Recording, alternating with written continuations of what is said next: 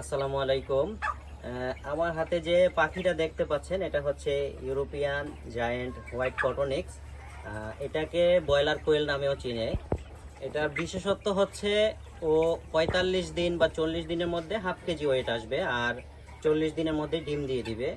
এটা বাংলাদেশে যদিও এখন এক্সোটিক বার্ড হিসাবে পরিচিত, কিন্তু পরবর্তীতে ইনশাল্লাহ এটা মাংসের জন্য আমরা রেডি করতেছি বা চেষ্টা করব যেন এটা মিট হিসাবে বাংলাদেশে প্রান্তিক খামারিরা বা প্রান্তিক খামারির হাতে যায়, সেই হিসাবে আমরা কাজ করতেছি এবং আমরা বেশ কিছু পাখি এই যে দেখতে পাচ্ছেন প্রোডাকশনে নিয়ে আসতেছি।